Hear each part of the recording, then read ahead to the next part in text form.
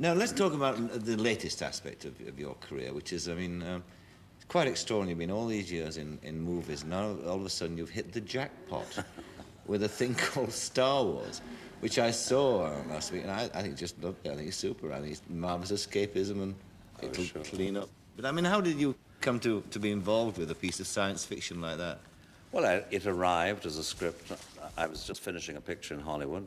Another day to go, and the script arrived on my dressing table, and I heard that it had been delivered by George Lucas, and I thought, well, that's rather impressive, because he's an up-and-coming and very respect-worthy young director, so...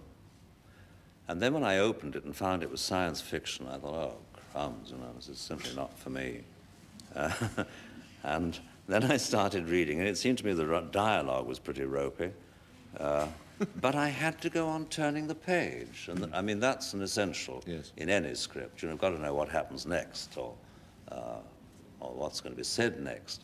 And I went on reading, and I thought, no, I like this. If only we can get some of the dialogue altered.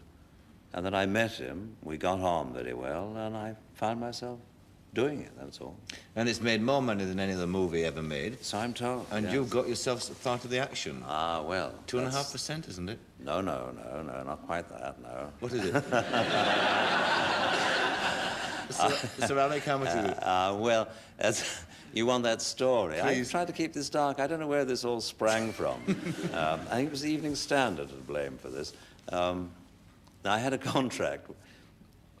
My agent said, I've asked for 2% of whatever, because we didn't think it would make any, you know.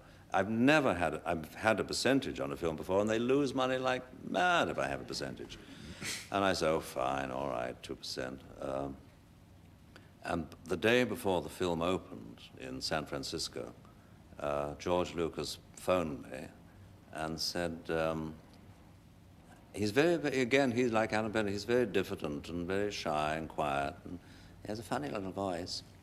And he said, I think the movie's kind of going to be all right. And I said, oh, I'm glad, George. And he said, yeah, the press quite like it. I said, good. He said, we're pleased with, you know, very grateful for little alterations you suggested, and so we'd like to offer you another 0.5% by making it 2.5%. And I said, well, that's marvelous, thank you very much. But a matter of a few weeks later, in fact, the day I saw the film, I've just seen it once, the producer, who again is a charming, delightful chap, I said, about this little extra something you were kindly offering, I wonder if we could have something in writing just so that, you know, my agent and so on believes this. And he said, oh, about the 0.25%, yes. No fool there. Yeah. So it's 2.25%. We've Yeah. put that right, yes, sadly. What's the fascination of it to you, do you think? I think a marvelous, healthy innocence. Yes. Great pace, wonderful to look at, full of guts, nothing unpleasant. I mean, people go bang, bang, and people fall over and are dead. But, you know, no horrors, no sleazy sex. In fact, actually, no sex at all if it comes to that. And a sort of wonderful freshness about it, kind of like a wonderful fresh air. When I came out of the cinema into Tottenham Court Road, I thought, oh, Lord, London's awfully sort of gritty and dirty and full of rubbish, isn't it?